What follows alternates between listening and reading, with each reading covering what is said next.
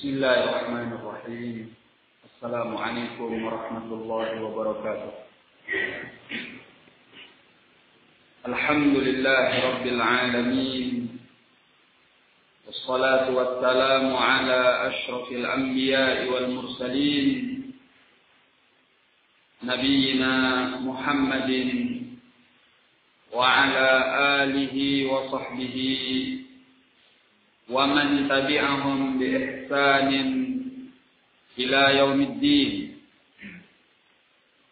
Ya ayyuhalladzina amanu taqullaha haqqa tuqatih wa la tamutunna illa wa antum muslimun. Ya ayyuhalladzina amanu taqullaha wa qulu qawlan sadida يصلح لكم أعمالكم ويغفر لكم ذنوبكم ومن يطع الله ورسوله فقد فاز فوزا عظيما. معاشر المسلمين إخواني في الدين rahimani wa rahimakumullah. Pada kesempatan yang berbahagia ini, tak lupa kita memanjatkan segala puji dan syukur kehadirat Allah Subhanahu wa ta'ala yang dengan limpahan segala nikmat dan karunia-Nya Allah Tabaraka wa ta'ala kembali mempertemukan kita di dalam majlis yang mulia ini, majlis yang penuh dengan barakah, majlis yang merupakan majlis para anbiya wal rusul wal ulama wal awliya, yaitu majlis al-ilm. Kita bersyukur kepada Allah Subhanahu wa ta'ala dengan limpahan nikmat dan karunia-Nya. Allah masih menuntun kita di atas keislaman, di atas keridhaan-Nya, sehingga kita masih merasakan manisnya iman dan indahnya untuk mengamalkan apa yang telah diajarkan oleh Allah maupun oleh Rasul-Nya alaihi salatu wassalam. Kemudian semoga selawat dan salam tercurahkan kepada Nabi besar kita Muhammad sallallahu alaihi wasallam, kepada keluarganya, sahabatnya, dan orang-orang yang mengikuti beliau dengan baik sampai hari kemudian kelak. Ma'asyiral muslimin, hadirin dan hadirat yang dicintai dan dirahmati Allah. Pada kesempatan kali ini kita akan membahas mengenai tema yang cukup penting, yaitu mengenai membina keluarga sesuai dengan Al-Quran dan juga As-Sunnah. Pembahasan ini tentunya sangat penting, mengingat bahwa kehidupan kita di alam ini tentunya bermula dari rumah kita masing-masing. Sehingga kehidupan rumah yang baik akan menjadikan seorang hamba semakin baik pula di dalam dia menjalani kehidupannya. Sebagaimana rumah yang buruk akan membuat seorang hamba jatuh di dalam keburukan dan kejelekan di dalam dia menjalani kehidupannya. Oleh karena itu, tujuan seorang melakukan pernikahan, melakukan berumah tangga adalah untuk mendapatkan ketenangan dan ketentraman. Yang dengan ketenangan serta ketentraman itu, maka dia akan menjalani kehidupannya dengan kebahagiaan sebagaimana yang telah diharapkan. Allah tabaraka wa ta'ala menyatakan di dalam Al-Qur'an, "Wa min ayatihi an khalaqa lakum min anfusikum azwajan litaskunu ilaiha wa ja'ala bainakum mawaddatan wa rahmah. Inna fi dzalika laayatin liqaumin yatafakkarun." Dan dari tanda-tanda kebesaran Allah bahwa Allah menciptakan bagi kalian dari diri-diri kalian sendiri azwajan, pasangan-pasangan, litaskunu ilaiha, agar kalian menjadi tenang kepadanya. Dan Allah jadikan di antara kalian rasa cinta dan kasih sayang. Sesungguhnya dalam hal yang demikian itu ada tanda-tanda kebesaran bagi suatu kaum yang mereka mau berpikir. Ini dalam surah Ar-Rum ayat yang ke-21. Inilah tujuan seseorang hidup secara berpasangan, di mana dia hidup dengan ketenangan, yang dengannya Allah tumbuhkan di antara mereka rasa cinta dan kasih sayang. Sehingga dengan rasa cinta dan kasih sayang itu, dia mendapatkan kebahagiaan di dalam hidupnya. Oleh karena itu, seorang yang berumah tangga, seorang yang menikah, tentu tidak seperti seorang yang hidup dengan sendiri. Sebab orang yang hidup dengan sendiri, tanpa pasangannya, dia tidak mendapatkan apa yang disebutkan di dalam ayat ini. Yang Allah nyatakan, litaskunu ilaiha, agar kalian mendapatkan ketenangan kepadanya. Wa ja'ala bainakum mawaddatan wa rahmah, dan Allah jadikan di antara kalian rasa cinta dan juga kasih sayang. Maka ikhwan fiddin rahimani wa rahimakumullah, kesempurnaan hidup itu terdapat di dalam menikah, di dalam berumah tangga, yang rumah tangga itu disertai dengan ketenangan, disertai dengan rasa cinta, dan juga disertai dengan rasa kasih sayang. Oleh karena itu, ikhwan fiddin rahimani wa rahimakumullah, Allah tabaraka wa ta'ala menjadikan manusia di muka bumi ini hidup secara berpasang-pasangan. Ya. Menikah adalah sunanul anbiya min sunanil anbiya wal mursalin was salihin. Bahwasanya menikah dan berumah tangga itu termasuk daripada sunnah-sunnah para nabi, para mursalin, dan juga orang-orang saleh.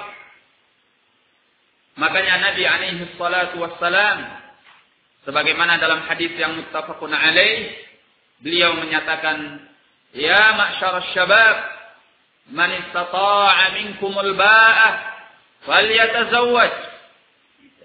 Wahai sekalian para pemuda, barang siapa di antara kalian yang mampu untuk menikah, maka hendaklah dia menikah. Fa innahu aghaddu lil basar wa ahsanu lil farj.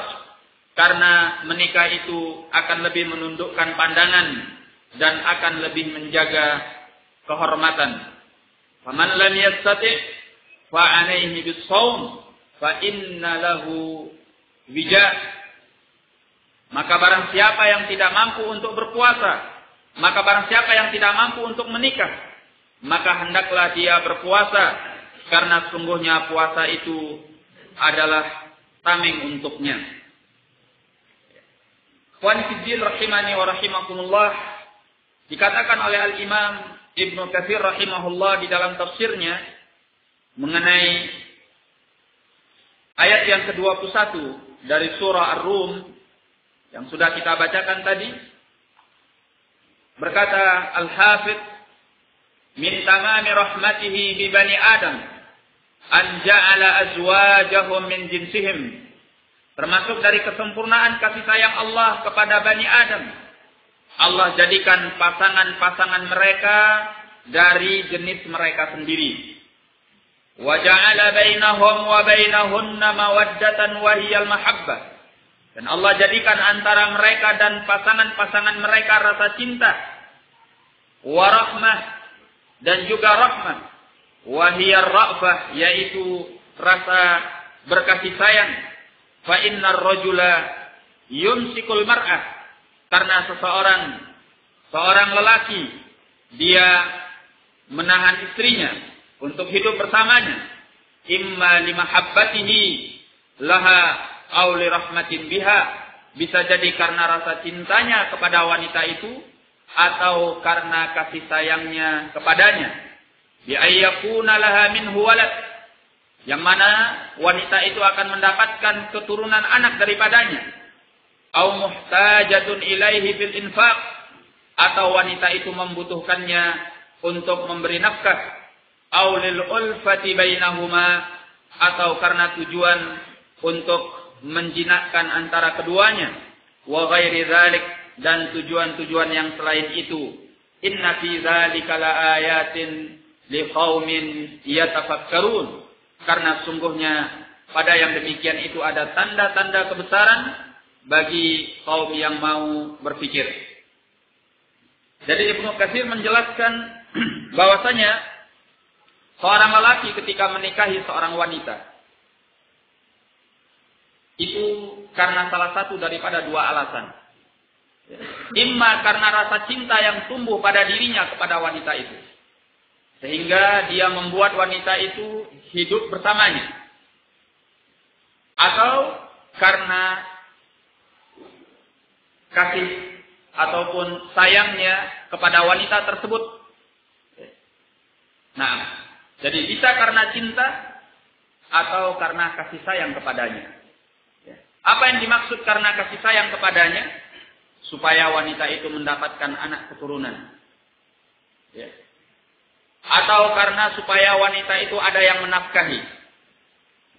Atau supaya terjalin hubungan yang erat antara keduanya. Dan yang selain itu.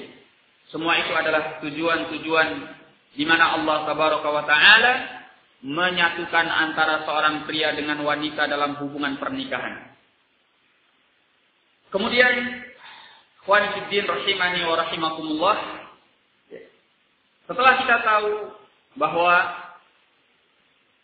sebuah hubungan pernikahan, rumah tangga yang dibangun oleh seorang hamba adalah dengan tujuan untuk agar mereka mendapatkan ketenangan, agar muncul di antara mereka rasa cinta dan kasih sayang. Maka seseorang jangan sampai salah melangkah ketika dia akan membina rumah tangga. Bagaimana caranya supaya dia jangan sampai salah melangkah di dalam dia membina rumah tangga? Maka ketika dia akan menikah, diajarkan kepadanya untuk dia memilih pasangan yang saleh kalau dia wanita. Kalau dia wanita, maka dia memilih pasangan lelaki yang saleh.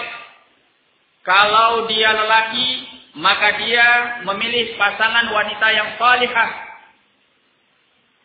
Ini langkah pertama yang harus dia tempuh ketika dia akan membina rumah tangga, sehingga dia bisa mendapatkan rumah tangga yang memberikan ketenangan, yang di dalamnya terdapat rasa cinta dan kasih sayang. Oleh karena itu, Nabi kita Muhammad sallallahu alaihi wa ala alihi wasallam, sebagaimana diriwayatkan dari hadis Abi Hurairah yang muttafaqun alaih, Nabi sallallahu alaihi wa ala alihi wasallam bersabda, "Tunkahul mar'atu li arba'." Bahwasanya wanita itu dinikahi karena 4 perkara. Lima liha, wali hasabiha, wali jamaliha, wali diniha. Wanita itu dinikahi karena 4 perkara. Karena hartanya, karena kehormatannya, yakni kedudukannya, atau kemuliaan nasabnya. Itu yang dimaksud dengan al-hasab, ya, karena kehormatan, yaitu kemuliaan nasabnya. Wali jamaliha, dan juga karena kecantikannya. Wali diniha, dan juga karena agamanya. Ya. Pertama karena hartanya, karena kehormatannya, karena kecantikannya, dan karena agamanya. Kemudian kata beliau, fadfar bidzatid din taribat yadak, maka pilihlah atau ambillah wanita yang punya agama. Taribat yadak, kalau tidak maka kedua tanganmu akan binasa. Ini menunjukkan bahwa Nabi sallallahu alaihi wasallam sudah mengajari seseorang yang akan menikah, hendaknya dia memilih wanita yang salihah. Wanita yang zatud din wal khuluq, ya. Wanita yang punya agama dan akhlak yang baik, yang akan membantunya untuk taat kepada Allah. Ya. Wanita yang akan mengingatkannya kalau dia lupa. Wanita yang akan membantunya kalau dia ingin melakukan sesuatu di dalam ketaatan kepada Allah. Wanita yang akan melayaninya dengan baik ketika dia ada di hadapannya. Wanita yang akan menjaga kehormatannya kalau dia sedang tidak ada di hadapan wanita itu. Wanita yang akan membuatnya ridha ketika dia murka.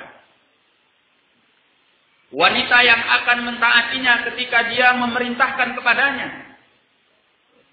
Wanita yang mulia, wanita yang terhormat, wanita yang akan membuatnya bahagia di dunia wal akhirah. Hendaknya dia memilih wanita yang baik.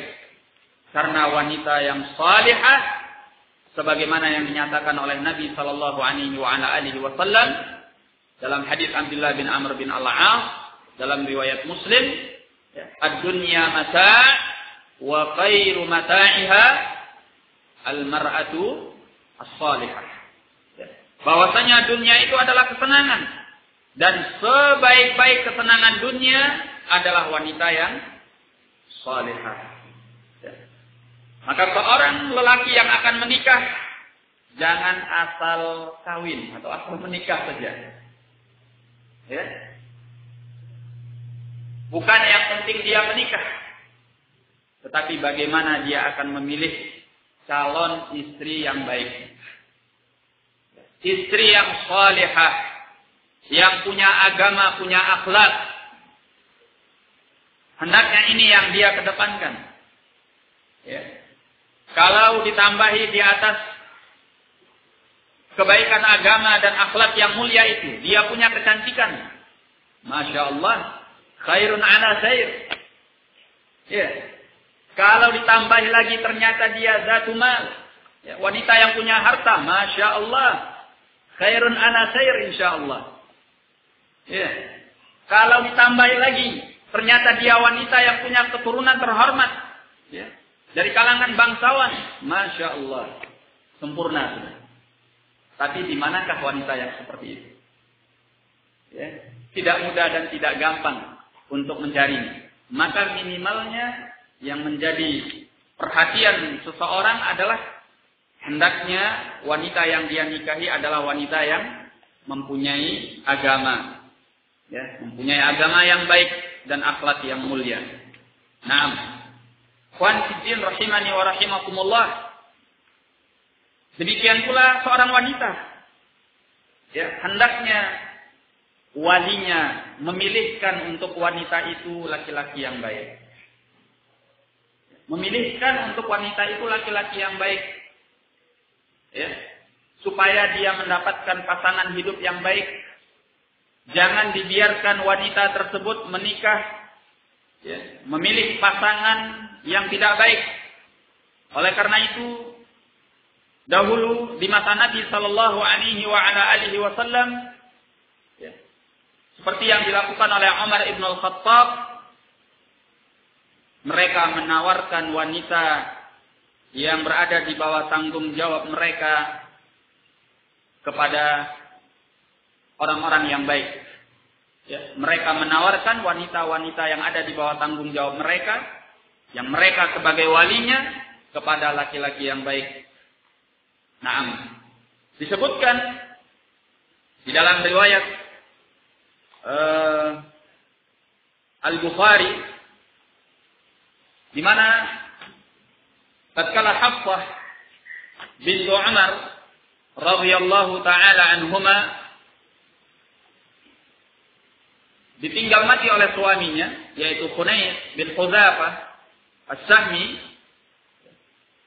Dan Hunais ini adalah termasuk dari sahabat-sahabat Rasulullah sallallahu alaihi wasallam.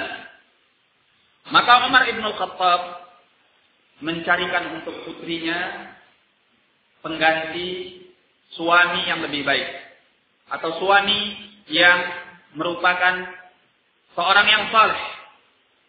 Maka Umar ibn al-Khattab menawarkan Hafsah kepada Utsman bin Affan. Tetapi Utsman bin Affan tidak menerima tawaran Umar ibn al-Khattab. Kemudian Umar ibn al-Khattab menawarkan Hafsah kepada Abu Bakar. Namun Abu Bakar juga demikian. Abu Bakar tidak memberikan jawabannya. Sampai kemudian Rasulullah sallallahu alaihi wasallam yang melamar Hafsah dan menikahi Hafsah. Nah, maka tatkala Rasulullah sallallahu alaihi wasallam telah menikahi Hafsah, Abu Bakar radhiyallahu an datang kepada Umar ibn al-Khattab. Dan beliau menyebutkan alasannya kenapa tidak memberikan jawaban kepada Umar. Abu Bakar menyatakan bahwa beliau tidak memberikan jawaban kepada Umar karena beliau mengetahui bahwasanya Rasulullah sallallahu alaihi wasallam punya ketertarikan kepada Hafsah untuk menikahinya. Dan Abu Bakar menyatakan, aku tidak akan pernah menyebarkan rahasia Rasulullah sallallahu alaihi wasallam. Kalau seandainya Rasulullah sallallahu alaihi wasallam meninggalkan Hafsah, yakni tidak jadi menikahinya, niscaya aku akan menerima Hafsah. Syahid daripada al-hadis yang diriwayatkan oleh al-Imam al-Bukhari rahimahullah ini menunjukkan bagaimana mereka menawarkan anak wanita mereka kepada orang-orang yang saleh. Dan ini juga menunjukkan bahwa wali seorang wanita hendaknya memilihkan, mencarikan bagi wanita yang berada di bawah tanggung jawab mereka untuk mendapatkan pasangan-pasangan yang baik, pasangan-pasangan yang saleh. Ini yang dilakukan oleh as-sahabah radhiyallahu taala anhum. Nah, Ikhwan fiddin rahimani wa rahimakumullah, datang dalam sebuah hadis, yaitu hadis yang dihasankan oleh Al-Imam Al-Syekh Al-Muhaddits Al-Albani rahimahullah, di mana Nabi sallallahu alaihi wasallam menyebutkan, "Idza ataakum man tardawna dinahu wa khuluquhu fazawwijuhu wa illa taf'alu takun fitnatun fil ardi wa fasadun 'arid." Apabila datang kepada kalian seseorang yang kalian ridha akan agamanya dan akhlaknya, fazawwiju, maka nikahkanlah dia. Kalau kalian tidak memperbuat hal itu, maka niscaya akan terjadi fitnah yang besar di muka bumi dan kerusakan yang menyebar luas. Hadis ini adalah hadis yang dihasankan oleh Syekh Al-Albani rahimahullah di dalam Al-Irwa pada nomor hadis 1868. Ini menunjukkan bahwa seseorang ketika akan menikahkan wanitanya, anak wanitanya, atau siapapun wanita yang berada di bawah tanggung jawab perwaliannya, hendaknya dia nikahkan kepada orang yang baik, yang diridhai akhlaknya dan diridhai agamanya. Idza ataakum man tardawna dinahu wa khuluquhu.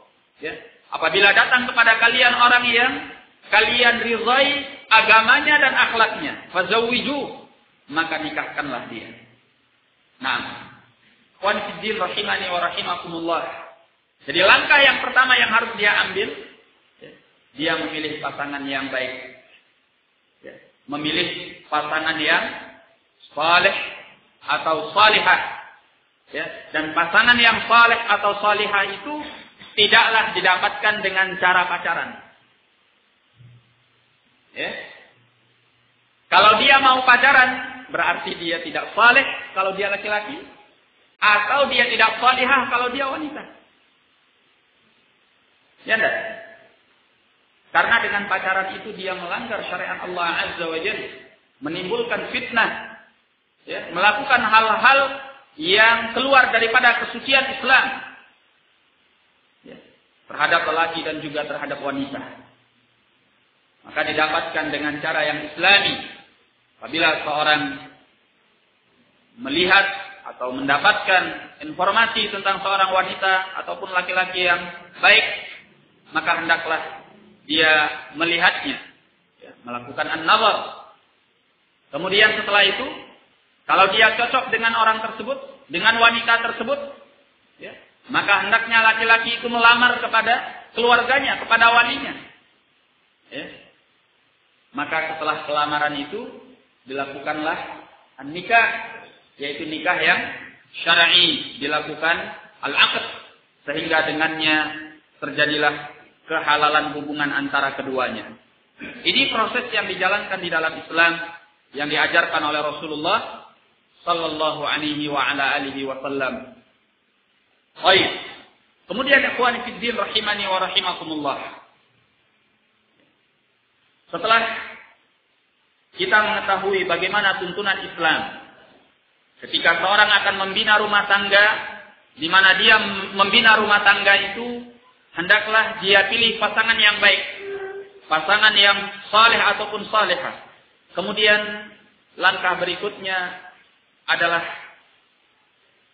hendaknya kedua pasangan ini, yaitu antara suami dengan istri, punya sikap saling kuat menguatkan, bantu membantu, tolong menolong untuk mengamalkan Al-Quran was sunnah di dalam kehidupan keluarga mereka, dan meninggalkan segala bentuk apa saja yang bertentangan dengan Al-Quran wal Hadis, baik itu berupa adat istiadat, atau berupa kebiasaan, atau berupa apa saja, hendaknya mereka saling bantu membantu, tolong menolong, kuat menguatkan, saling nasihat menasehati di dalam taat kepada Allah Tabaraka wa Ta'ala dan mengamalkan Al-Quran wal Hadis. Nah, Allah menyatakan di dalam Al-Quran, di dalam surah Al-Ahzab ayat yang ke-36, "Wa ma kana lil mu'minin wa la mu'minatin idza qada Allahu wa rasuluhu amran ay yakuna lahumul khiyaratu min amrihim. Wa man ya'sillaha wa rasulahu faqad dhalla dhalalan mubina." Dan tidaklah pantas bagi seorang mukmin dan tidak pula bagi seorang mukminah apabila Allah dan Rasulnya telah menetapkan sebuah perkara, mereka mempunyai pilihan yang lain dalam urusan mereka itu. Barang siapa yang bermaksiat kepada Allah dan Rasulnya, maka berarti dia telah sesat dengan kesesatan yang nyata. Harus punya ikrar ini antara dua pasangan. Mereka siap untuk saling bantu-membantu dan saling nasihat-menasihati di atas Al-Quran wal Hadis, di dalam menjalankan ketaatan kepada Allah dan Rasulnya. Dan ini dampak kepada keluarga itu sangat besar sekali. Dengan berbagai masalah, dengan berbagai muskilah, dengan berbagai permasalahan hidup yang akan mereka hadapi ke depannya, kalau mereka tidak punya sikap untuk saling kuat menguatkan, saling nasihat menasehati di dalam ketaatan kepada Allah dan Rasulnya dan mengamalkan Al-Quran dan Al-Hadis, maka niscaya mereka akan hidup di dalam keadaan yang goncang dan akan di dalam keadaan yang sangat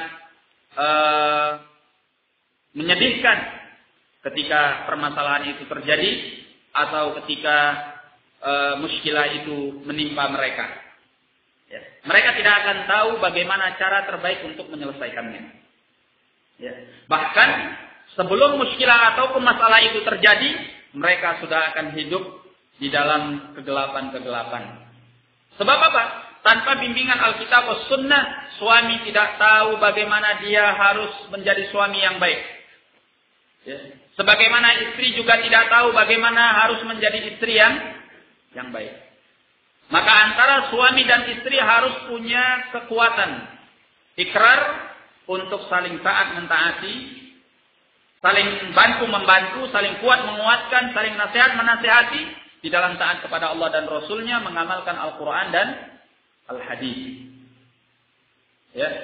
Nah, sehingga di dalam kehidupan mereka diberi bantuan oleh Allah. Di dalam kehidupan mereka diberkahi oleh Allah. Di dalam kehidupan mereka dibimbing oleh Allah kepada keluarga yang sakinah, mawaddah, dan juga rahmah. Nah, karena keluarga sakinah, mawaddah, dan rahmah itu tidak hanya sekedar slogan saja. Tidak hanya sekedar spanduk saja. Tetapi kehidupan yang sakinah, mawaddah, dan rahmah dalam sebuah rumah tangga itu lahir apabila keduanya mengamalkan Al-Quran dan Al-Hadis. Mengamalkan Al-Quran dan Al-Hadis. Nah, kemudian yang kedua, hendaknya setelah mereka berumah tangga, masing-masing daripada keduanya melakukan kewajiban kepada pasangannya. Ya. Suami melakukan kewajibannya sebagai suami yang dituntunkan oleh Allah dan Rasulnya. Sebagaimana istri melakukan kewajiban sebagai seorang istri kepada suaminya. Sebagaimana yang dituntunkan oleh Allah dan Rasulnya. Alaihi salatu wassalam. Baik. Oleh karena itu, Allah menyatakan di dalam Al-Quran, di dalam surah Al-Baqarah ayat 228, kata Allah, "Walahunna mithlu alladhi 'alayhinna bil ma'ruf, walirrijali 'alayhinna darajah, wallahu 'azizun hakim." Dan bagi para wanita itu seperti apa yang menjadi kewajiban mereka dengan ma'ruf, dengan cara yang baik. Dan bagi kaum lelaki, atas kaum wanita ada satu tingkatan yang lebih mulia. Wallahu azizun hakim. Dan Allah itu maha perkasa, lagi maha bijaksana. Ya, artinya bahwa wanita juga punya hak untuk mendapatkan apa yang semestinya mereka dapatkan dari para suami mereka. Ya. Bukan suami saja yang harus ditunaikan haknya. Ya. Yang harus diberikan haknya. Para wanita pun, para istri pun berhak mendapatkan apa yang menjadi kewajiban suami. Ya. Maka masing-masing pihak harus tahu apa kewajibannya kepada pasangannya. Suami harus tahu apa kewajibannya kepada istri. Sebagaimana istri harus tahu apa kewajibannya kepada suami. Nah, maka untuk permasalahan ini, barakallahu fikum, kita akan mencoba untuk menguraikan apa saja yang menjadi kewajiban suami kepada istri dan apa saja yang menjadi kewajiban istri kepada suaminya. Baik.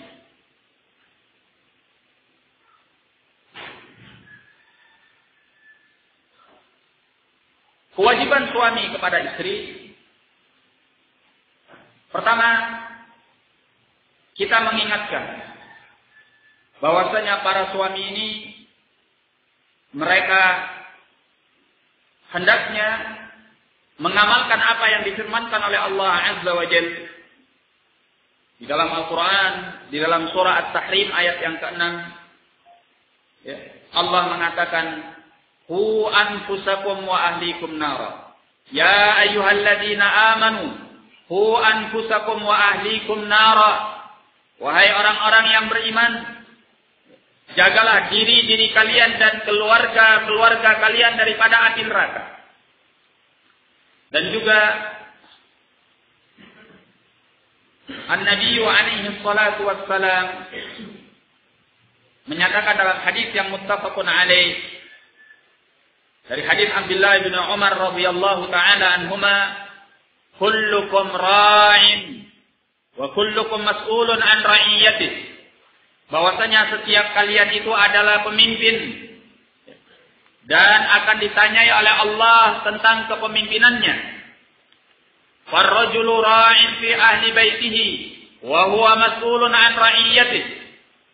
Seseorang itu adalah pemimpin di keluarganya dan dia akan ditanyai oleh Allah, dimintai pertanggungjawabannya oleh Allah tentang kepemimpinannya itu. Wal mar'atu ra'iyatun fi baiti zawjiha.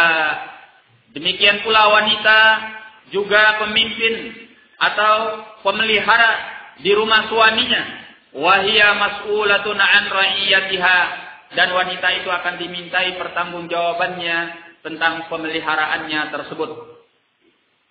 Ya. Kemudian hal yang berikutnya,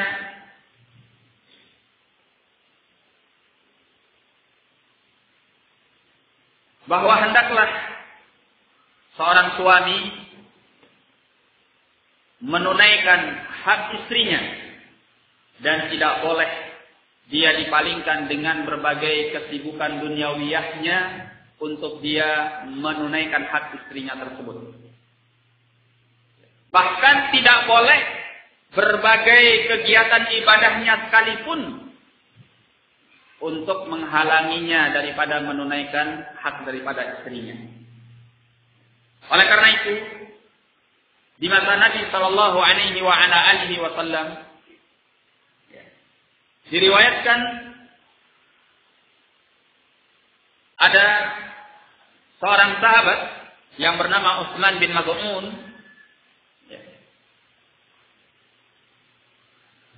di mana sahabat Utsman bin Maz'un, seperti yang disebutkan dalam hadis Aisyah radhiyallahu anha, kata Aisyah, aku pernah masuk menemui Khuwailah bintu Hakim. Khuwailah bintu Hakim ini adalah istri daripada Utsman bin Maz'un. Kemudian kata Aisyah, pernah suatu ketika Nabi sallallahu alaihi wasallam melihat Khuwailah bintu Hakim dalam keadaan yang kusut masai. Kondisinya enggak karu-karuan. Nah, maka berkatalah Nabi sallallahu alaihi wasallam kepada Aisyah, "Ya Aisyah, ma abadza hay'ata Khuwailah?" Apa yang membuat keadaan Khuwailah itu berantakan? yakni seorang wanita kondisinya berantakan kemudian tidak berketeraturan, ya.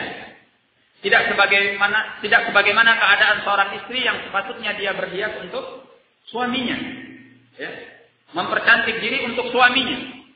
Maka kata Aisyah, ya Rasulullah, imra'atun laha zawj yasumun nahar wa yaqumul lail fahiya kaman la zawja laha. Ya Rasulullah, dia adalah seorang wanita yang punya suami, yasumun nahar. Sepanjang hari dia berpuasa. Dia punya suami, sepanjang malam dia melaksanakan sholatul lail. Seolah-olah dia adalah wanita yang tidak punya suami. Artinya dia tidak diperhatikan oleh suaminya. Karena suaminya sibuk dengan ibadah. Ya.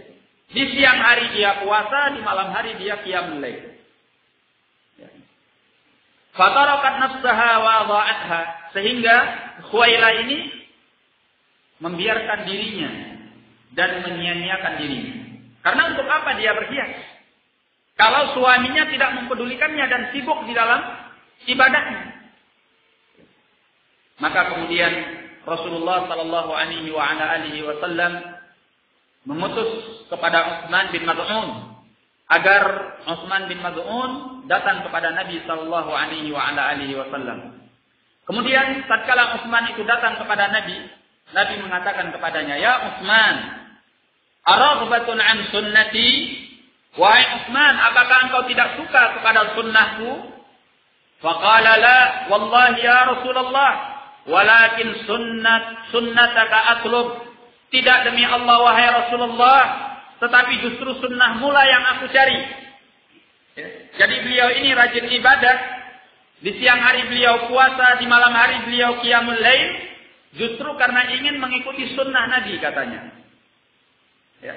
Qala fa inni anamu wa usalli wa asumu wa uftir wa ankihun nisa.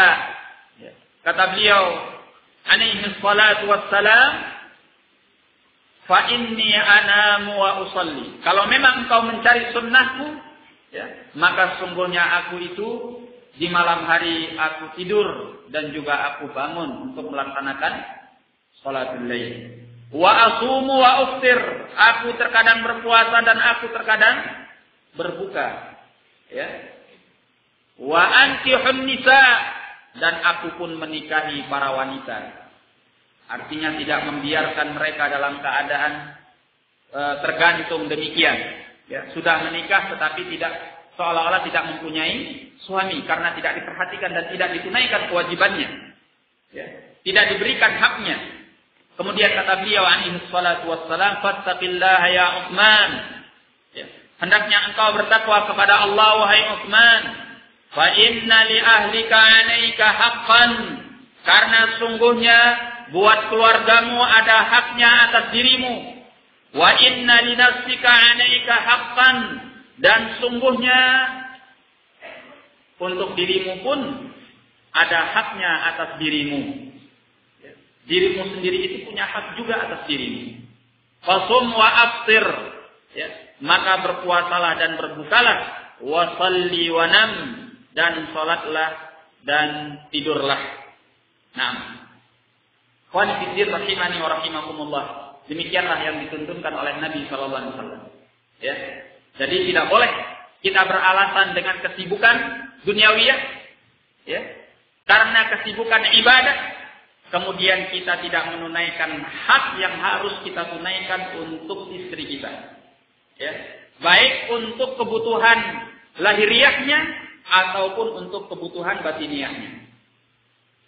Ya. Kebutuhan lahir dan batin. Tetap harus ditunaikan. Tidak boleh kesibukan duniawiyah menjadikan alasan kita untuk tidak menunaikannya. Bahkan kesibukan ukhrawiyah pun tidak boleh menjadi alasan untuk kita tidak menunaikan hak kepada istri kita. Baik yang lahir maupun yang batin. Nah. Demikian pula seorang wanita. Kalau dia mendapatkan suaminya tidak punya ketertarikan kepadanya, maka wanita yang cerdas adalah wanita yang berupaya untuk membuat suaminya tertarik kepadanya. Yani dia tidak membiarkan suaminya itu berlama-lama untuk tidak tertarik kepadanya. Ya. Sehingga wanita yang cerdas, ketika dia melihat suaminya tidak tertarik kepadanya, maka dia akan segera untuk memperhias diri dan mempercantik diri. Ya. Dan melakukan hal-hal yang mubah yang dibolehkan oleh Allah kepadanya, agar dia bisa menarik perhatian suaminya untuk tertarik kepadanya. Ya. Nah, pernah seorang wanita berkata kepada Nabi sallallahu alaihi wasallam, sebagaimana yang diriwayatkan oleh Al-Imam An-Nasa'i dari hadis Asma binti Yazid. Ya. Katanya, ya Rasulullah, innal mar'ata idza lam tatazayyan li zawjiha salafat 'indah. Wahai Rasulullah, wanita itu kalau tidak berhias untuk suaminya, maka wanita itu akan menjadi wanita yang terasa berat dan suaminya tidak suka melihat kepadanya. Ya. Nah, makanya Aisyah radhiyallahu anha pernah suatu ketika dia berhias untuk Nabi sallallahu alaihi wasallam. Ya. Maka Nabi sallallahu alaihi wasallam bertanya kepadanya, sebagaimana dalam hadis yang diriwayatkan oleh Abu Daud dan yang selainnya dari hadis Aisyah radhiyallahu anha, kata Nabi alaihi salatu wassalam, "Ma hadza ya Aisyah?" Apa ini wahai Aisyah? Karena Aisyah berhias untuk Nabi sallallahu alaihi wasallam. Kata Aisyah, "Sana'tuhunna atazayyanu laka ya Rasulullah." Aku buat ini untuk aku berhias untukmu, wahai Rasulullah sallallahu alaihi wasallam. Ya. Ini adalah wanita yang cerdas, yang dia berupaya untuk selalu menarik perhatian suaminya agar suaminya cinta kepadanya. Baik. Kemudian ikhwani fi din rahimani wa rahimakumullah, hendaknya seseorang, yakni seorang suami atau seorang lelaki yang menikahi seorang wanita, dia memiliki al-mu'asyarah bil ma'ruf, pergaulan yang baik terhadap istrinya. Karena itu adalah sikap yang akan melanggengkan rumah tangga tersebut, yang akan membuat rumah tangga itu menjadi rumah tangga yang sakinah, mawaddah, dan juga rahmah. Seorang suami tidak boleh menggunakan otoriternya, kekuasaannya, kemampuannya, kekuatannya untuk berbuat semena-mena kepada istrinya, atau bersikap kasar, bersikap kaku, bersikap yang zalim, melampaui batas kepada istrinya. Apalagi wanita itu adalah seorang yang sangat membutuhkan kasih sayang dari seorang pasangannya.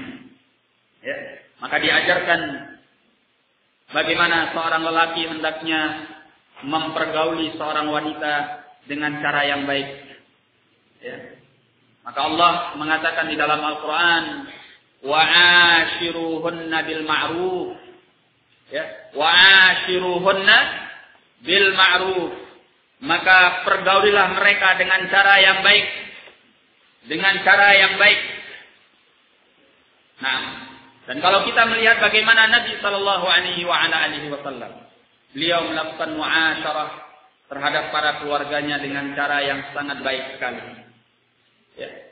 Dan terlebih lagi apabila istri kita adalah seorang wanita yang masih muda usianya, yang baru saja terlepas dari usia anak-anak, atau baru dewasa, atau mungkin sebagiannya masih dalam usia kanak-kanak, yang belum dewasa di dalam berpikirnya, di dalam bersikapnya, di dalam menghadapi suaminya, maka membutuhkan seorang suami untuk mempergaulinya dengan cara yang baik. Sebagaimana yang dikatakan oleh Allah Azza wa Jalla, wa ashiruhunna bil ma'ruf. Dan Nabi sallallahu alaihi wasallam bisa kita lihat bagaimana beliau di dalam mempergauli Aisyah radhiyallahu anha. Diriwayatkan Nabi alaihi salatu wassalam, sebagaimana dalam hadis yang diriwayatkan oleh Al-Bukhari dan Muslim, kata beliau, yakni kata Aisyah radhiyallahu anha, wallahi laqad ra'aitu Rasulullah sallallahu alaihi wasallam yaqumu ala babi hujrati wal habasyatu yal'abuna bil hirab fil masjid. Dan sungguh aku telah melihat Rasulullah sallallahu alaihi wasallam berdiri di depan pintu kamarku. Sementara orang-orang Habasyi bermain-main dengan lembing mereka di dalam masjid. Wa Rasulullah sallallahu alaihi wasallam yasturuni biridai. Sementara Rasulullah sallallahu alaihi wasallam menutupi aku dengan selendangnya. Li'andura ila la'bihim baina udhunihi wa 'atiqihi. agar aku bisa melihat kepada permainan mereka antara telinganya dan pundaknya. Tsumma yaqumu min ajli. Kemudian beliau berdiri karena aku. Ya. Hatta akuna ana allati ansarif. Ya. Sampai aku yang akan berpaling daripada tempat itu. Ya. Kemudian faqduru qadral jariyatil hadisatis sin al-harisa 'ala Allah. Ya. Kata Aisyah, maka silahkan kalian menilai ya, seorang anak wanita yang masih muda usianya yang masih suka untuk bermain. Karena memang Aisyah radhiyallahu anha ketika dinikahi oleh Nabi sallallahu alaihi wasallam ya, dalam usia yang relatif sangat muda sekali. Beliau alaihi salatu wassalam membangun rumah tangga dengan Aisyah radhiyallahu anha dan Aisyah dalam usianya yang ke-9. Ya, artinya dalam usia 9 tahun. Ya, ini usia yang sangat kecil sekali, masih suka main-main. Tapi Nabi sallallahu alaihi wasallam ya, memberikan kesempatan kepada Aisyah radhiyallahu anha untuk dia menyaksikan permainan, untuk dia bisa bermain dan lain sebagainya. Nah, ini termasuk al-mu'asyarah bil ma'ruf. Ya, demikian pula Nabi sallallahu alaihi wasallam ya, sebagaimana disebutkan dalam hadis yang sahih, hadis yang diriwayatkan oleh Imam Abu Daud dan yang selainnya dari hadis Aisyah, di mana Nabi Shallallahu Alaihi Wasallam pada sebagian safarnya, yakni sebagian safarnya bersama Aisyah radhiyallahu anha, pada waktu itu Aisyah masih dalam usia yang relatif muda, jari, seorang wanita yang usianya masih kecil. Nah, maka pada waktu itu Nabi Shallallahu Alaihi Wasallam mengajak Aisyah radhiyallahu anha untuk berlomba lari. Beliau memerintahkan para sahabatnya untuk berjalan terlebih dahulu, ya, mendahului mereka. Kemudian Nabi Shallallahu Alaihi Wasallam mengajak Aisyah radhiyallahu anha untuk berlomba lari. Nah, dan pada waktu itu kata Aisyah, sabaqtuhu. Ya, aku berlomba bersama Nabi Shallallahu Alaihi Wasallam. Fasabaqtuhu, maka aku mengalahkan beliau, mendahului beliau. Nah, sampai kemudian setelah beberapa tahun kemudian ya, terjadi lagi Nabi Shallallahu Alaihi Wasallam safar bersama Aisyah pada safar yang lain. Yang pada waktu itu Aisyah sudah bertambah usianya dan sudah bertambah gemuk badannya, tidak seperti sebelumnya. Maka Nabi Shallallahu Alaihi Wasallam mengajak Aisyah untuk kembali berlomba lari. Ya. Maka Nabi Alaihi Wasallam untuk kali ini mengalahkan Aisyah radhiyallahu anha. Ya. Maka Nabi Shallallahu Alaihi Wasallam tertawa dan beliau mengatakan hadhihi bisil. Ya, kemenangan ini sebagai tebusan untuk kekalahan waktu itu. Nah, demikian Nabi Shallallahu Alaihi Wasallam mempergauli keluarganya dengan baik. Ada saatnya di mana beliau alaihi salatu wassalam meluangkan waktu untuk bercengkrama, untuk berpenda gurau, untuk memberikan ketenangan, kenyamanan ya, kepada keluarganya, terutama kepada istrinya. Nah, dan Nabi sallallahu alaihi wasallam menyatakan sebagaimana dalam hadis yang diriwayatkan oleh Imam At-Tirmidzi rahimahullah ya, dengan sanad yang hasan dari hadis Abi Hurairah, beliau menyatakan inna akmalal mu'minina imanan ahsanuhum khuluqan. Sesungguhnya kaum mukminin yang paling sempurna imannya adalah yang paling baik akhlaknya. Wa khiyarukum khiyarukum linisaikum, dan sebaik-baik kalian itu adalah orang yang terbaik di antara kalian untuk para wanitanya, untuk para istrinya. Ya. Dalam riwayat lain beliau nyatakan wa ana khairukum li ahli, dan aku adalah orang yang paling terbaik di antara kalian untuk keluargaku. Nah, jadi ikhwan fillah rahimani wa rahimakumullah. Ya. Hendaklah seorang lelaki yang hidup berumah tangga dengan seorang istri atau Lebih daripada seorang istri, dia pandai untuk memberikan ketentraman, kenyamanan ke dalam hati istri-istrinya tersebut. Ya. Ada saat-saat di mana dia melakukan hal-hal yang mungkin terlihat sepele atau mungkin terlihat tidak penting dan lain sebagainya, tetapi kalau hal itu akan mendatangkan kenyamanan, ketentraman, ya, memberikan kepada mereka kegembiraan dan kesenangan, maka hendaklah dia melakukan hal itu, sebab itu sangat memberikan kelanggengan di dalam hubungan keterikatan antara keduanya. Nah, wadifiddin rahimani wa rahimakumullah. Baik. Kemudian di antara kewajiban suami kepada istri tentunya adalah memberikan nafkah kepadanya. Ya, memberikan apa? Memberikan nafkah kepadanya. Kalau dia seorang lelaki yang mampu, ya, yang punya harta, maka janganlah dia pelit kepada istrinya, ya, sehingga dia tidak memberikan hak-hak mereka yang sesuai dengan kebutuhan mereka dan sesuatu yang bisa menyenangkan mereka. Nah, kalau dia adalah seorang lelaki yang tidak mampu, maka hendaklah dia memberi nafkah kepada keluarganya sesuai dengan kemampuan yang telah diberikan oleh Allah Subhanahu wa taala kepadanya.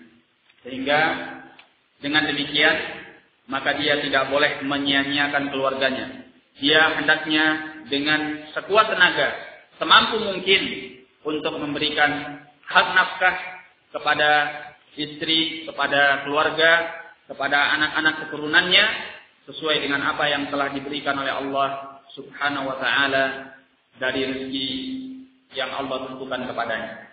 Nah, kemudian wadifiddin rahimani wa rahimakumullah, An-Nabi sallallahu alaihi wa ala alihi wasallam sebagaimana dalam hadis yang sahih yang diriwayatkan oleh Al-Imam Ahmad, Abu Dawud dan yang selainnya dari hadis Abdullah bin Amr bin Al-As, beliau berkata, "Kafa bil mar'i isman ay yudayya man yaqut." Ya. Cukuplah seseorang itu berdosa kalau dia menyia-nyiakan orang yang sepantasnya dia beri makan. Jadi kewajiban suami itu adalah harus mencarikan nafkah lahiriah untuk istrinya dan keluarganya. Nah, bukan seorang suami menengadahkan tangan kepada istrinya walaupun istrinya itu seorang yang mampu.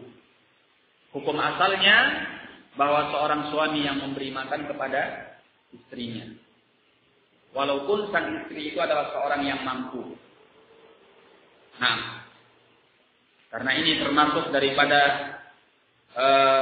kekuasaan yang Allah berikan atas kaum lelaki, atas kaum wanita. Ya, termasuk dari apa yang Allah nyatakan, ar-rijalu qawwamuna 'alan nisa. Baik. Kemudian kalau seorang suami ya, tidak menunaikan hak istri di dalam memberi nafkah dengan kecukupannya, ya, atau dengan kadar yang cukup bagi istri ataupun anak-anaknya, maka sang istri boleh untuk mengambil harta suaminya walaupun suami itu tidak tahu, tapi dengan cara yang ma'ruf, sesuai dengan kebutuhan saja, dengan niat untuk memenuhi kebutuhannya dan anaknya, bukan untuk menghambur-hamburkan harta suaminya. Nah, oleh karena itu disebutkan di dalam hadis Aisyah radhiyallahu anha yang diriwayatkan oleh Al-Bukhari dan Muslim, ya.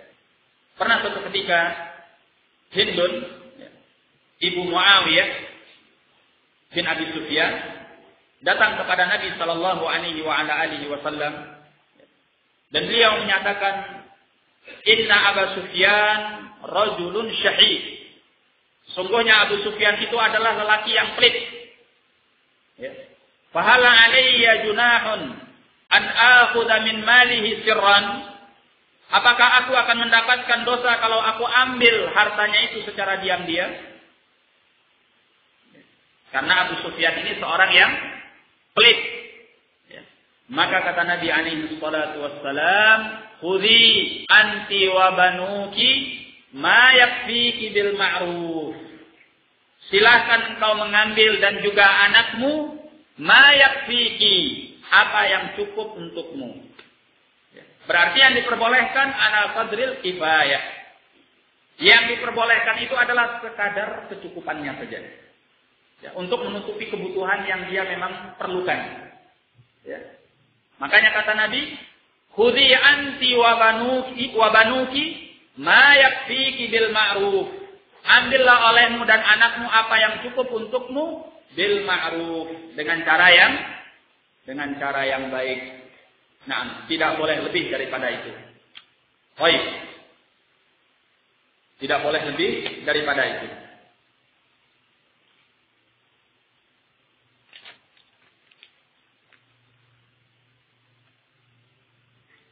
Kemudian di samping memberi nafkah, juga memberikan kepadanya pakaian. Ya. Dengan cara yang ma'ruf, pakaian yang layak. Ya. Dengan cara yang baik. Sebagaimana disebutkan di dalam hadis yang diriwayatkan oleh Imam Ahmad. Ya.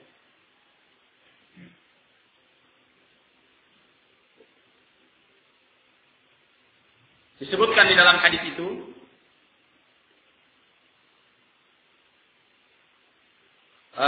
ditanyakan kepada Nabi alaihi salatu wassalam, ma haqqu zaujati ahadina alaihi?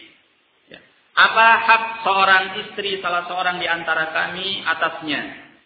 Maka Nabi alaihi salatu wassalam menjawab, tut'imuha idza ta'imta. Engkau memberi makan kepadanya kalau engkau makan. Wa taksuha idza tasaita, dan engkau beri pakaian kepadanya kalau engkau berpakaian. Wala tadrib al-wajh wala tuqabbih wala tahjur illa fil bait. Jangan engkau pukul wajahnya dan jangan engkau mendoakan keburukannya dan jangan engkau meninggalkannya kecuali di dalam rumah. Nah, syahid bahwa Nabi alaihi salatu wassalam memerintahkan di samping memberi makan dan juga memberi pakaian, ya, memberi pakaian. Baik. Kemudian di antara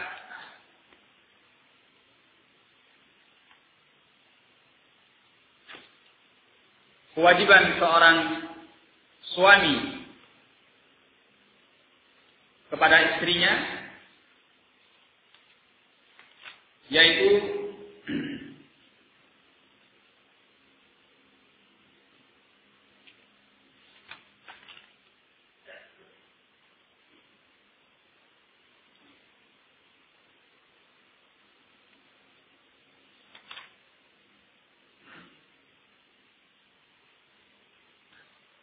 hendaknya seorang suami memberikan pendidikan kepada istrinya. Ayyu'allimaha, memberikan pendidikan agama kepadanya. Ya. Tidak saja dia memenuhi kebutuhan lahiriahnya, tetapi hendaklah dia memberikan kebutuhan batiniahnya. Kebutuhan batiniah di sini selain kebutuhan biologis, ada juga kebutuhan yang sangat penting dan fundamental, yaitu kebutuhan untuk dia mengerti tentang agamanya. Ya. Akan membuat jiwa dan hatinya menjadi jiwa dan hati yang subur. Ya. Akan membuat jiwa dan hatinya menjadi jiwa dan hati yang dipenuhi dengan barokah. Ya. Yang dipenuhi dengan rasa cinta kepada Allah dan Rasulnya alaihi salatu wassalam. Nah, oleh karena itu Nabi sallallahu alaihi wa ala alihi wasallam sebagaimana dalam hadis Abi Hurairah Beliau alaihi salatu wassalam bersabda, "Istausu bin nisa'i khairan." Ya. Berwasiatlah kalian dengan kebaikan terhadap para wanita itu. Fa innal mar'ata khuliqat min dhila'. Ya. Karena wanita itu diciptakan dari tulang rusuk yang bengkok. Wa inna a'waja ma fi dhila' a'la. Dan sungguhnya yang paling bengkok pada tulang rusuk itu adalah bahagian yang paling atasnya. Fa in zahabta tuqimuhu kasartahu. Kalau engkau ingin untuk meluruskannya, engkau niscaya akan mematahkannya. Wa in taraktahu lam yazal a'waj fastausu bin nisa. Kalau engkau biarkan begitu saja, maka tulang itu akan senantiasa bengkok. Oleh karena itu berilah wasiat yang baik kepada para wanita tersebut. Nah, ya, jadi hendaknya dia mengajari wanita ataupun istri yang berada di bawah tanggung jawabnya tentang agamanya. Diberi kebutuhan untuk ta'lim. Ya. Nah, kalau dia mampu untuk mengajari dengan sendirinya, dia beri pelajaran agama. Dia ajarkan kepada istrinya apa yang dia tahu tentang agama Allah Azza wa Jalla. Kalau dia tidak bisa mengajarkan dengan sendirinya, maka dia ajak istrinya untuk belajar ke majelis-majelis ta'lim. Jangan dibiarkan mereka setiap hari sibuk hanya dengan kegiatan rumah, ya, seputar kesibukan rumah mengurusi anak-anaknya, ya. Kemudian dia tidak diberikan haknya untuk mempelajari agama Allah Azza wa Jalla. Dan di sini, ikhwani fiddin rahimani wa rahimakumullah, membutuhkan ta'awun daripada kita semuanya. Ya. Bagaimana ta'awun? Ya, kita harus meluangkan waktu di mana kita memberikan kesempatan untuk istri kita belajar.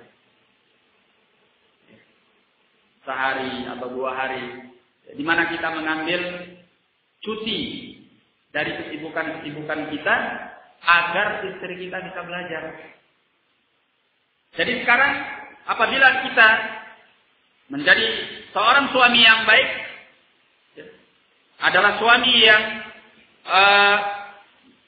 memberikan pendidikan agama kepada istrinya, hendaknya kita rela untuk mengambil tanggung jawabnya sementara waktu dan memberikan dia kesempatan untuk belajar.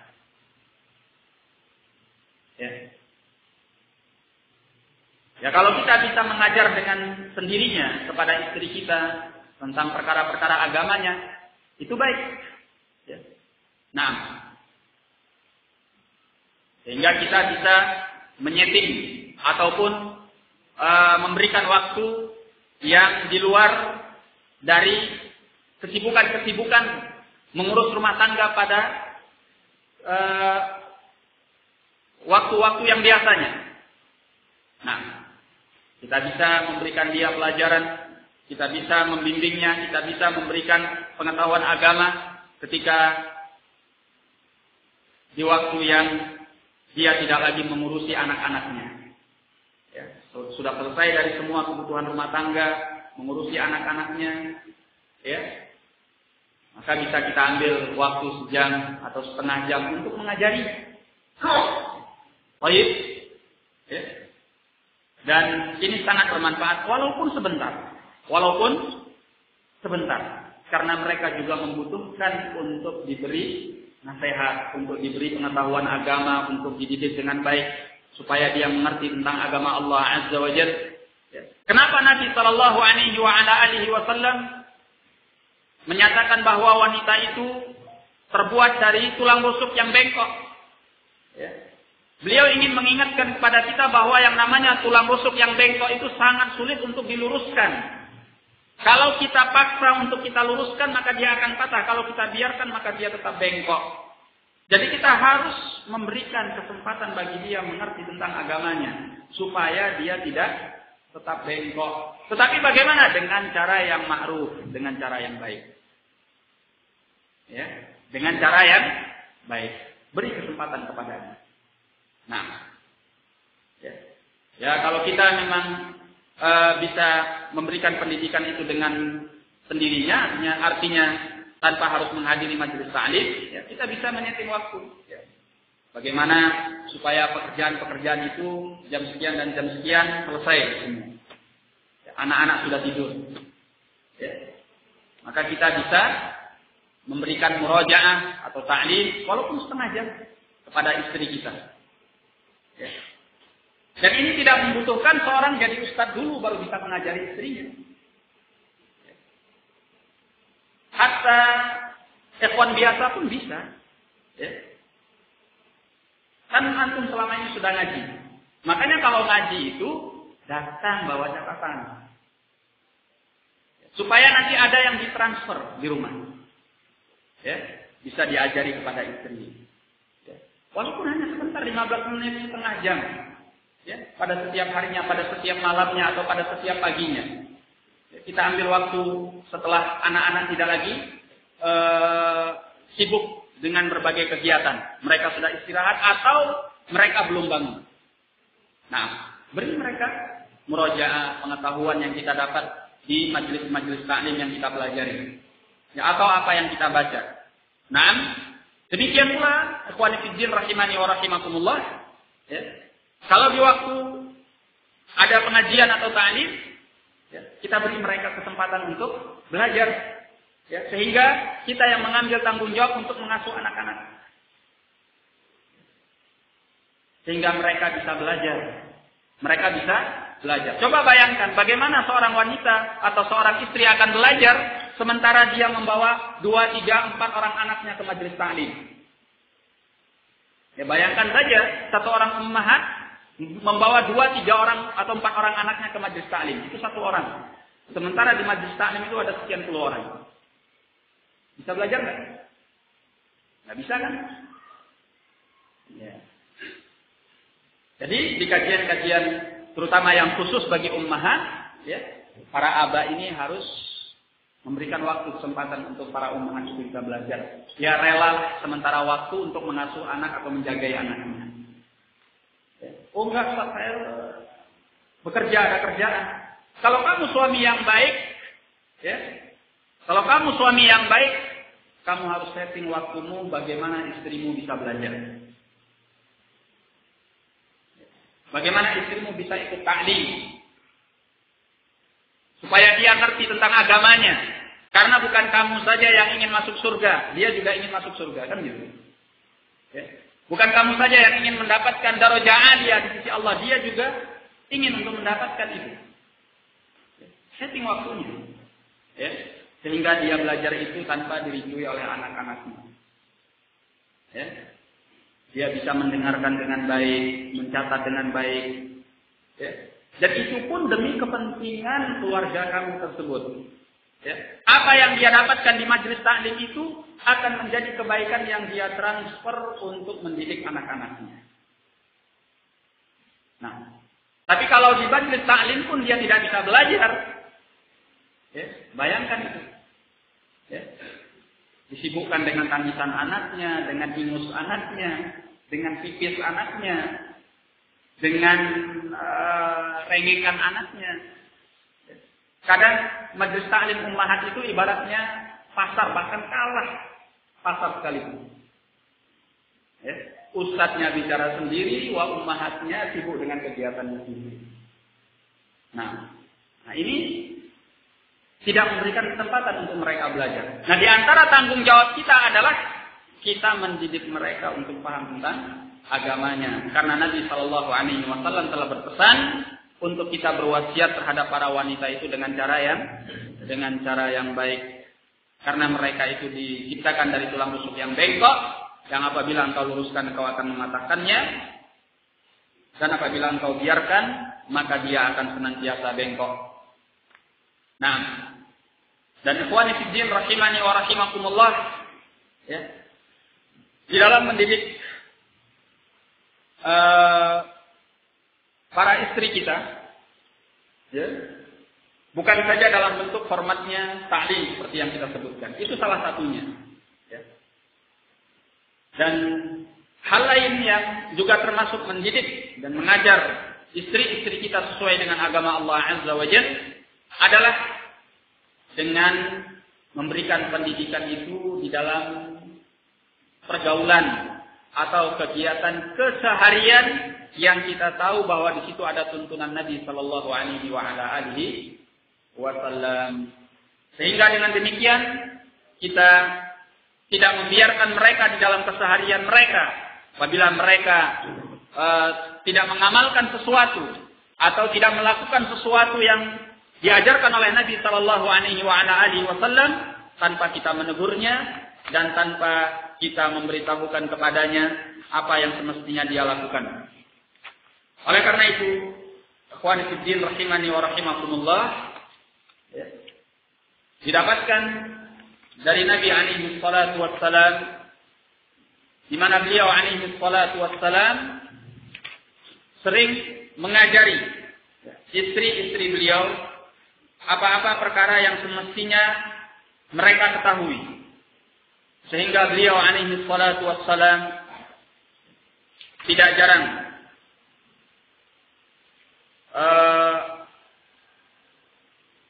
mengajari sesuatu kepada istrinya. Di antaranya seperti beliau alaihi salatu wassalam pernah suatu ketika beliau menyatakan man husiba uzib, barang siapa yang dihisab maka dia akan diazab atau akan disiksa oleh Allah azza wa jalla. Kemudian Aisyah radhiyallahu anha bertanya kepada beliau, ya Rasulullah, bukankah Allah telah menyatakan fasaufa yuhasabu hisaban yasira, bahwasanya seorang mukmin itu niscaya akan dihisab dengan hisab yang mudah. Sementara engkau menyatakan tadi bahwa barang siapa yang dihisab pasti dia akan disiksa. Nah, artinya seolah-olah ini bertentangan dengan ayat tadi, bahwasanya seorang mukmin akan dihisab dengan hisab yang mudah. Kata Nabi alaihi salatu wassalam, innama dzalikal 'ardh. Yang dimaksud dengan hisab yang mudah adalah al-'ardh, yaitu ditampilkan, hanya sekedar dihadapkan kepadanya apa yang telah menjadi catatan amalannya. Walakin man nuqishal hisab yahlik. Akan tetapi barang siapa yang didiskusikan atau diperinci akan hisabnya, maka dia akan binasa. Nah, syahid daripada hadis ini, hadis yang diriwayatkan oleh Imam Al-Bukhari rahimahullah, di mana Nabi sallallahu alaihi wasallam mengajari istrinya. Dalam dialog tersebut, beliau mengajari Aisyah radhiyallahu anha ketika Aisyah mendapatkan sesuatu yang tidak dipahami olehnya. Beliau alaihi salatu wassalam tidak meremehkan pertanyaan Aisyah radhiyallahu anha.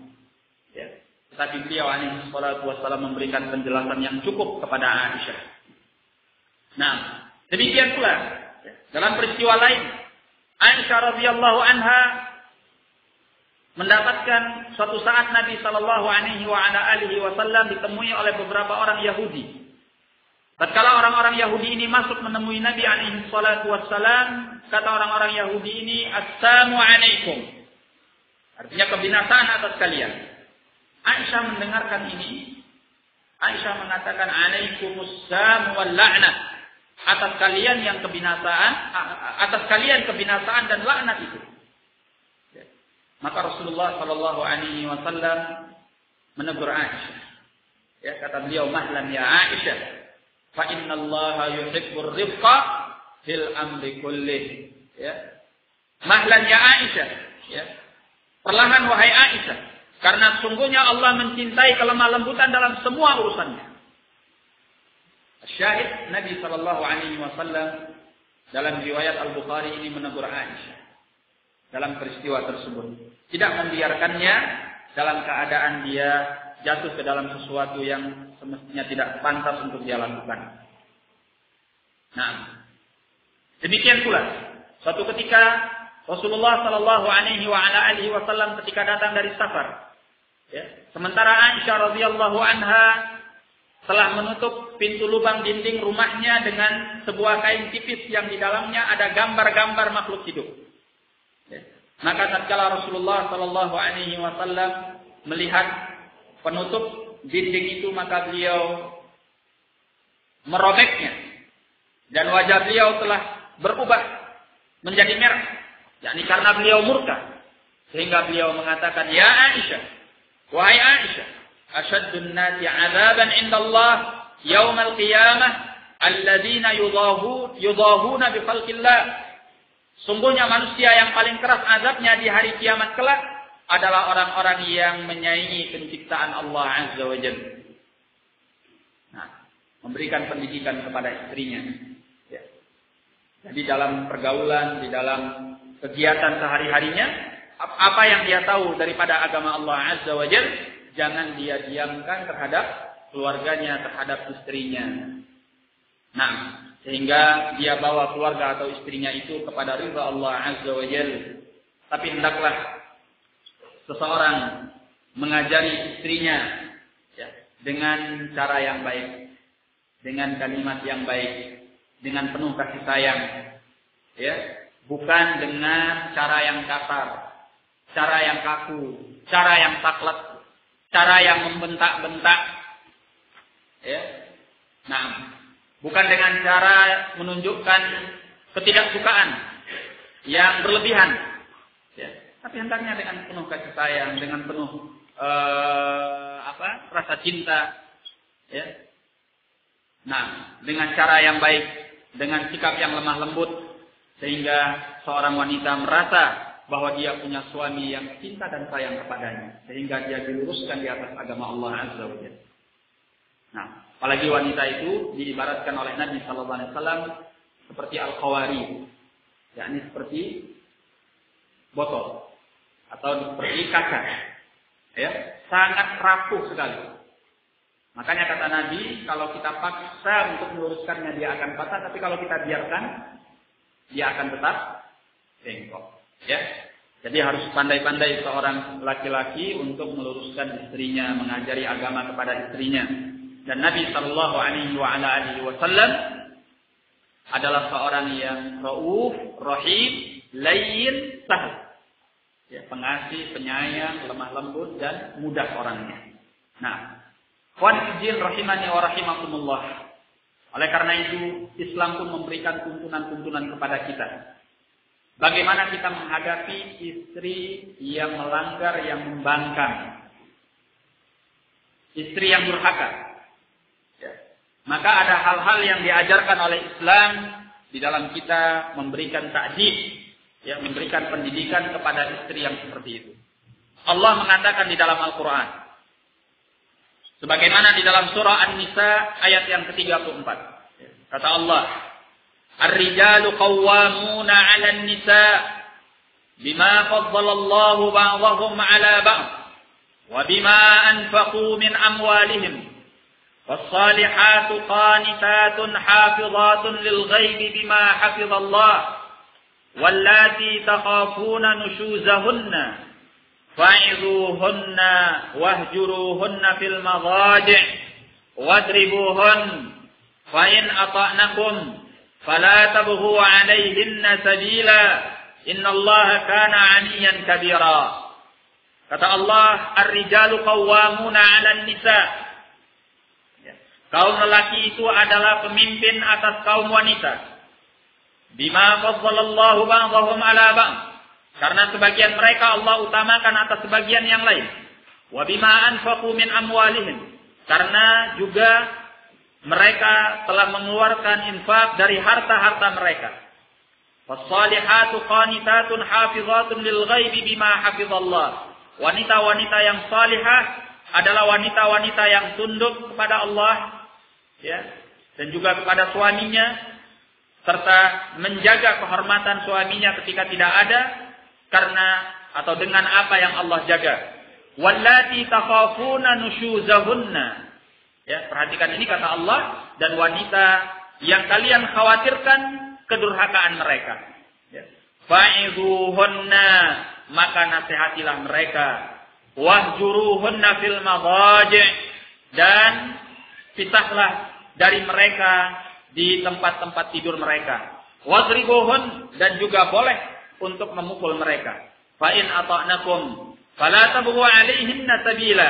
Kalau mereka telah taat kepada kalian, maka janganlah kalian mencari jalan atas mereka. Innallaha kana 'aliyan kabira. Sungguhnya Allah itu maha tinggi lagi maha besar. Nah, ikhwan fillah rahimani wa rahimakumullah. Baik. Berarti di sini Allah telah menyebutkan beberapa tingkatan. Iya. Pertama kata Allah, fa'idhuhunna. Yang pertama adalah al-mau'izah.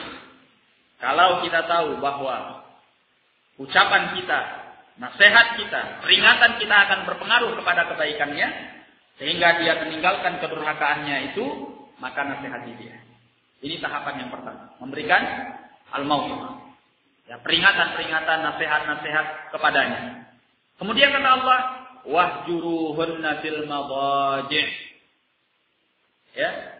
Dan boleh kalian meninggalkan, mendiamkan mereka fil madaji', di tempat-tempat tidur mereka. Nah, di sini ikhwan fillah rahimani wa rahimakumullah, para ulama khilaf tentang apa yang dimaksud meninggalkan atau mendiamkan mereka di tempat tidurnya. Sebagian ulama mengatakan bahwa yang dimaksud adalah tidak menyetubuhinya. Ya. Artinya bahwa dia tetap bersama istrinya di tempat atau di atas ranjang, di atas satu ranjang, tetapi dia tidak menyetubuhi. Ini maksudnya mendiamkan dia di tempat tidur. Sebagian ulama menyatakan bahwa yang dimaksud adalah tidak mengajaknya berbicara. Nah, sebagian mengatakan bahwa yang dimaksud adalah pisah ranjang.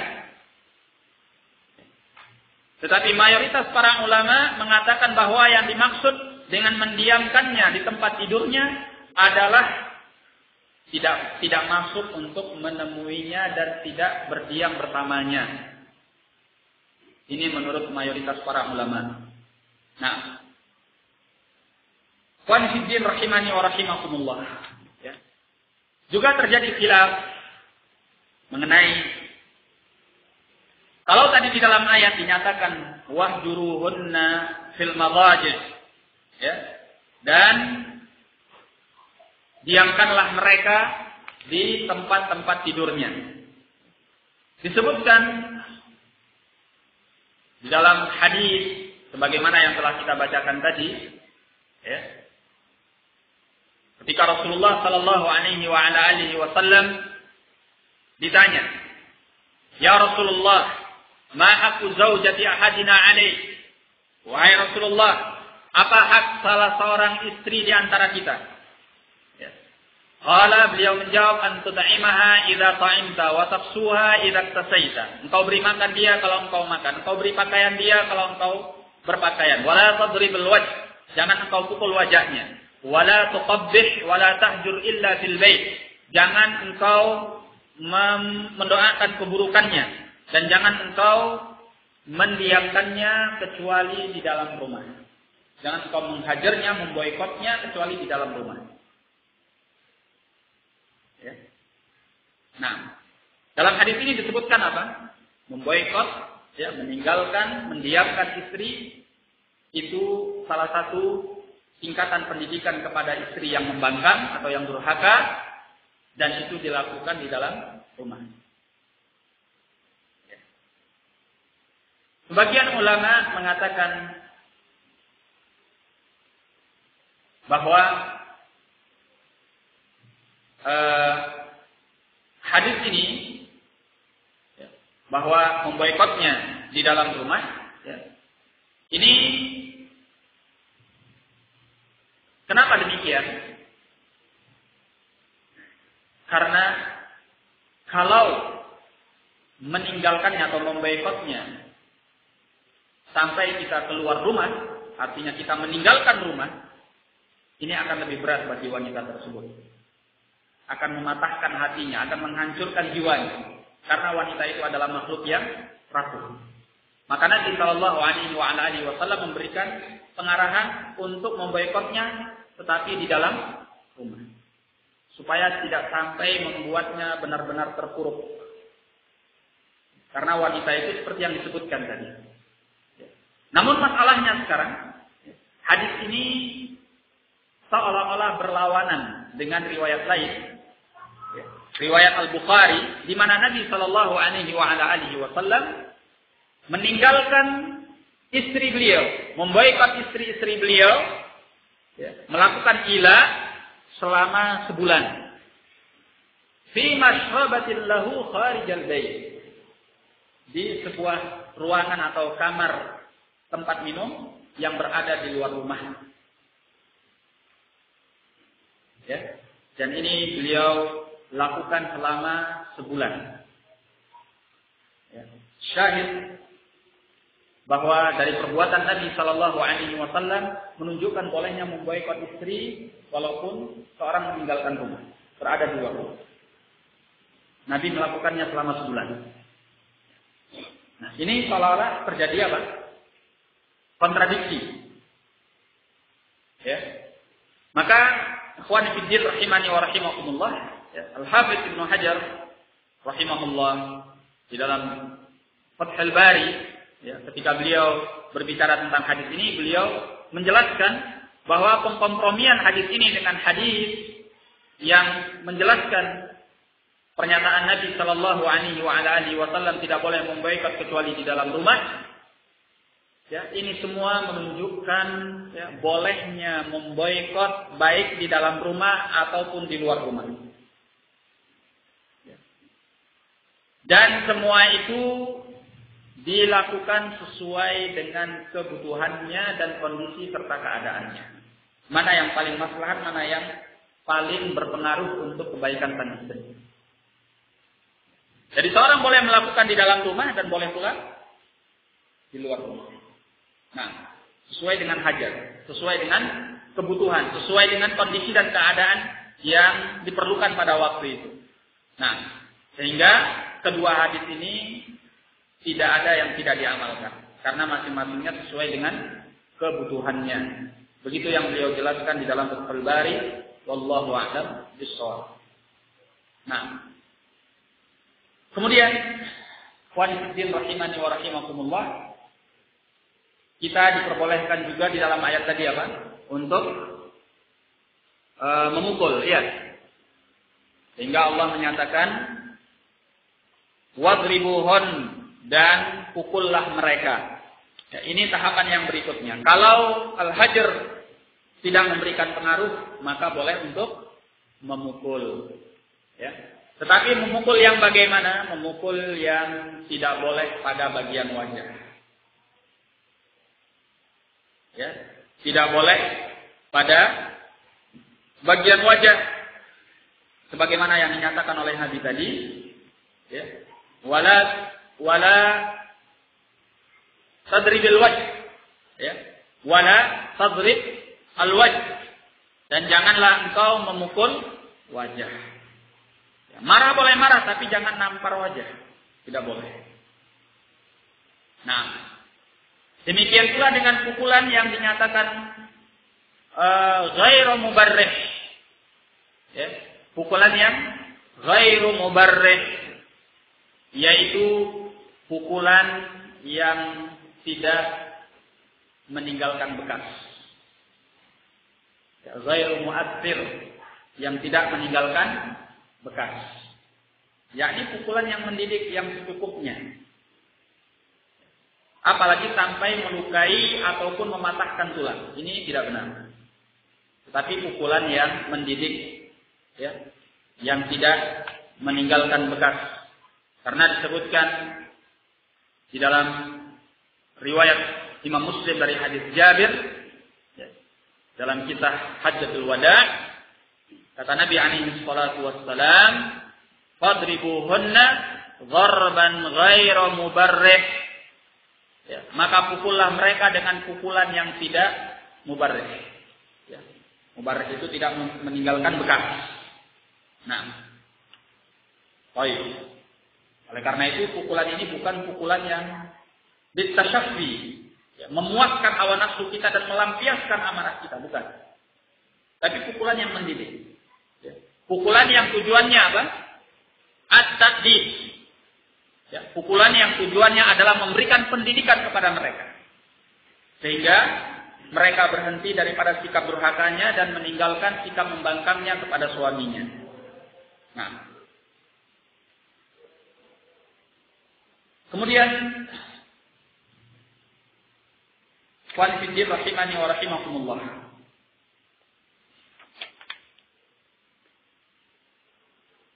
Di antara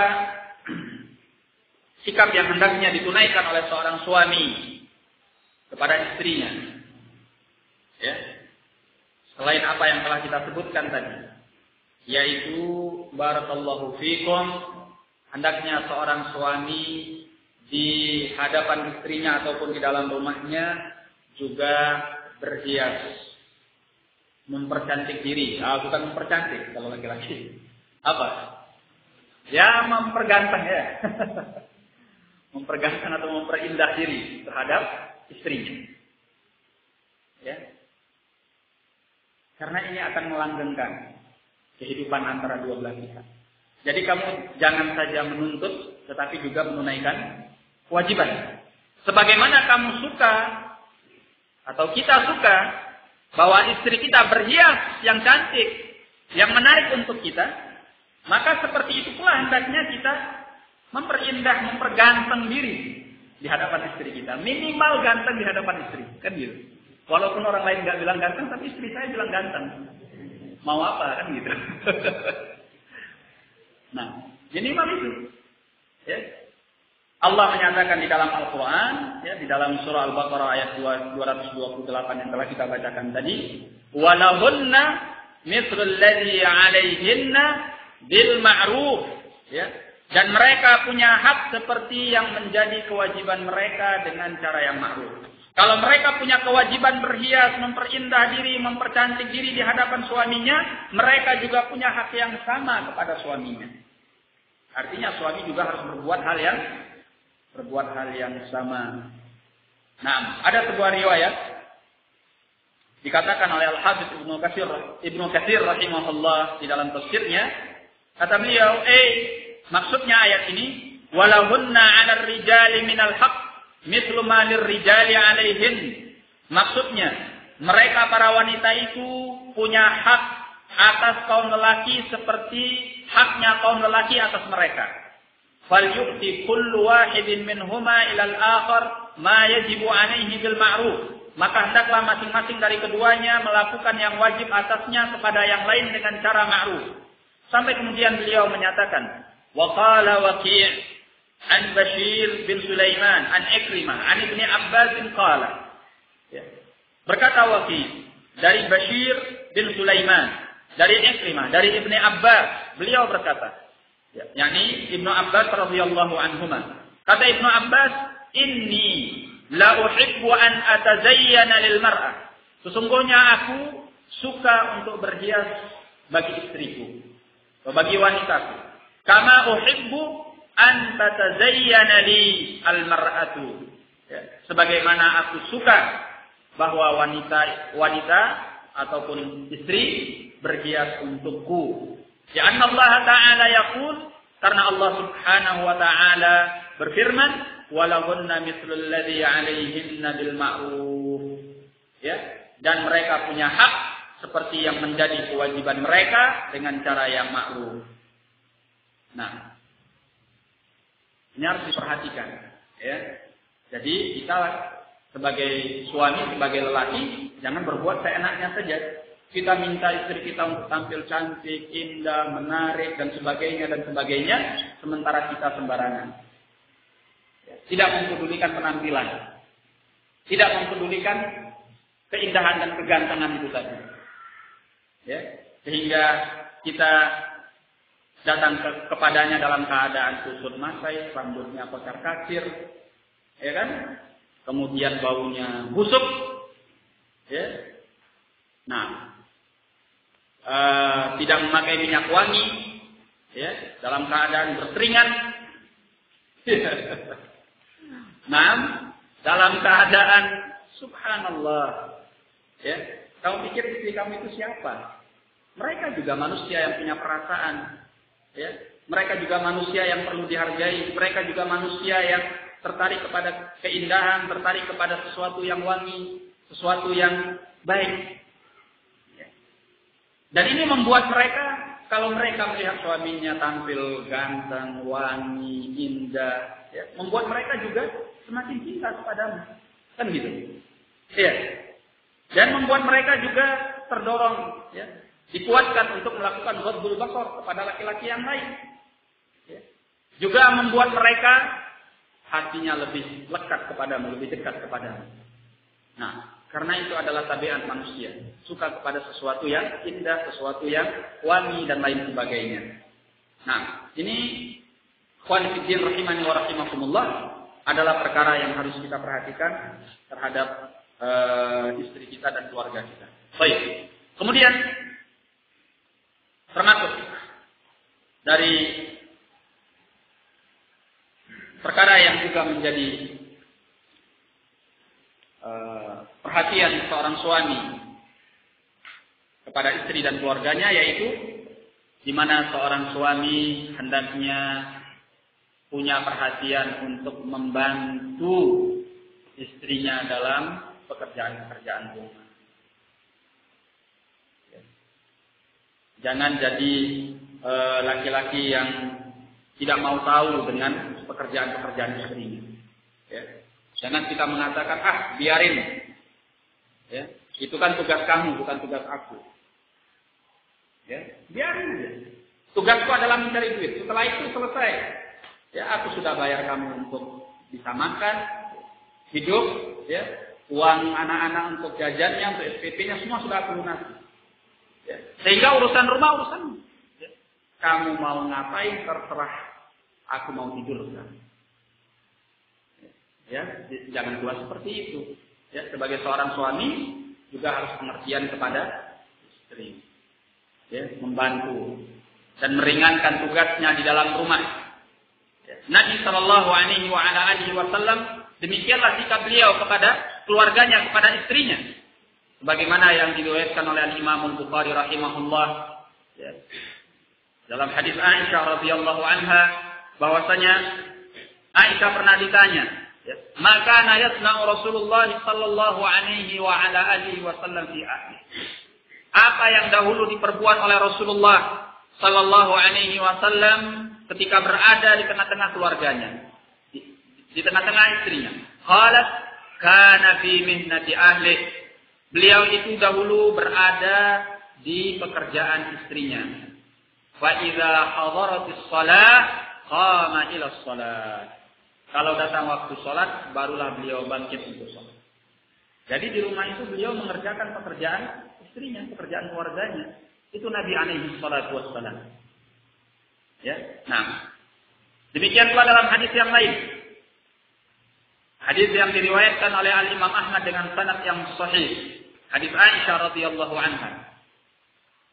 Ya, ketika beliau ditanya, maka Rasulullah sallallahu alaihi wasallam ya'malu fi baitihi. Apa yang dahulu diperbuat Nabi, diperbuat Rasulullah ketika beliau berada di dalam rumahnya?